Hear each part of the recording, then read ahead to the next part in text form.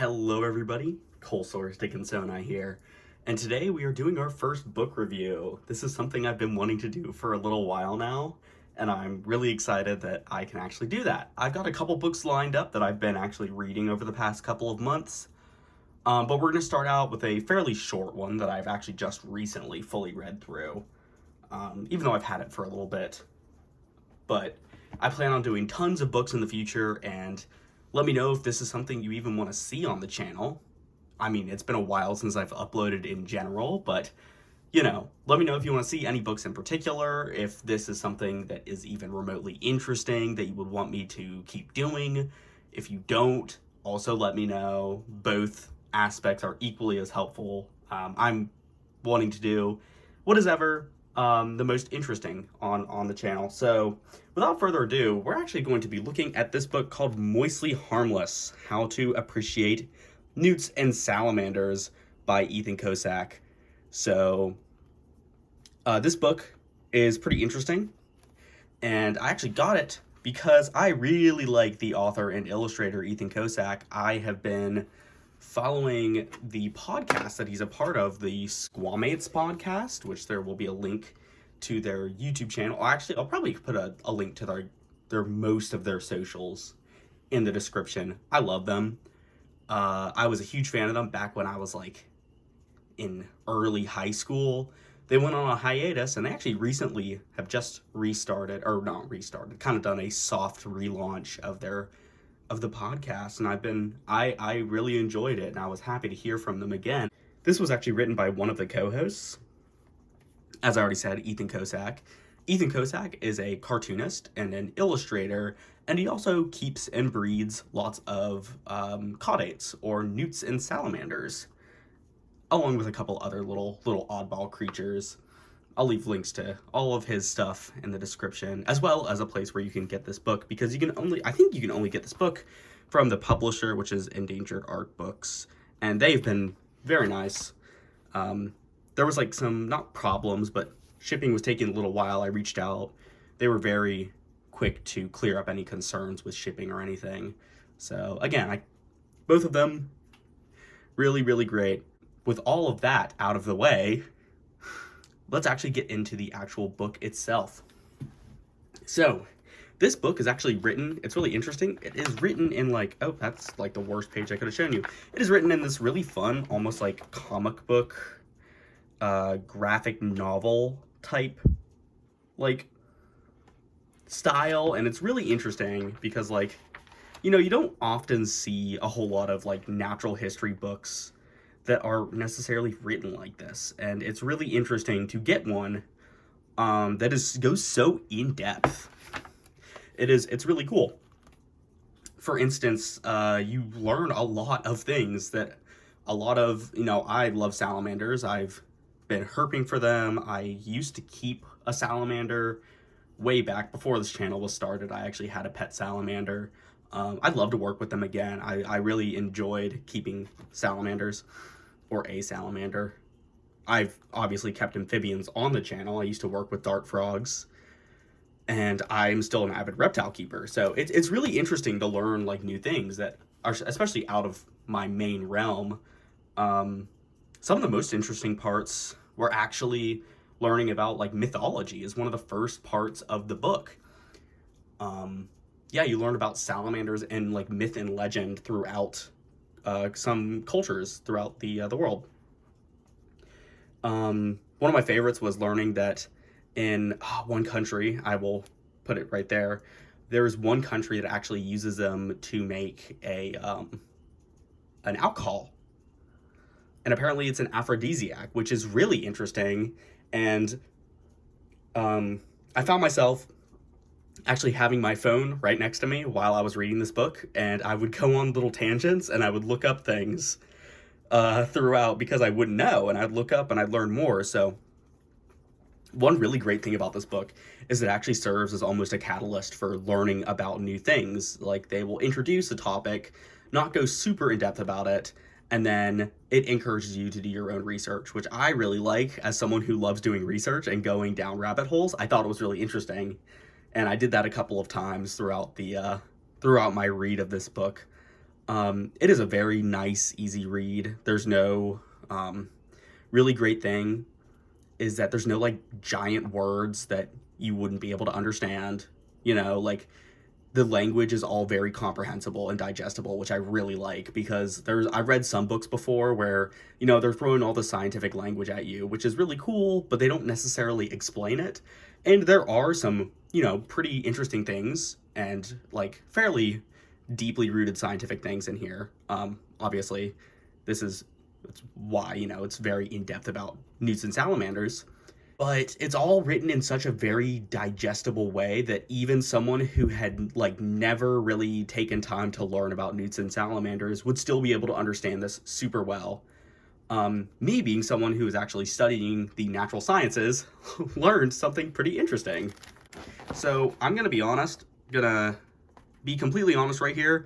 The nitrogen cycle has always been something I have just not understood. It sounds terrible because I've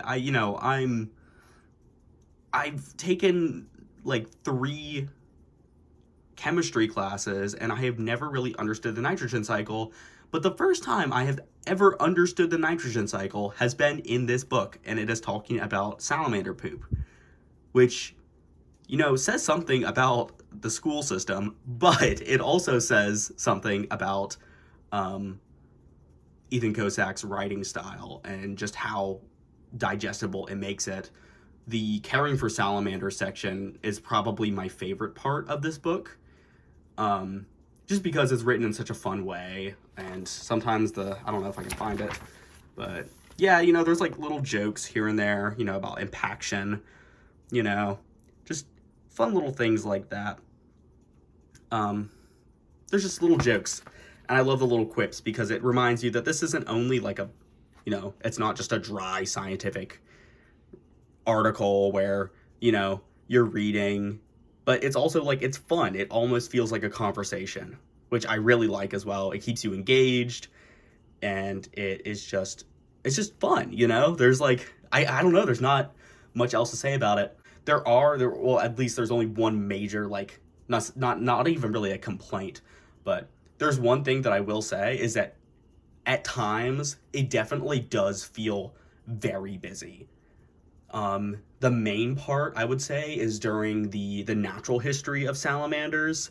It feels very busy and there's a lot going on, and it's kind of hard to keep track of everything that's being said.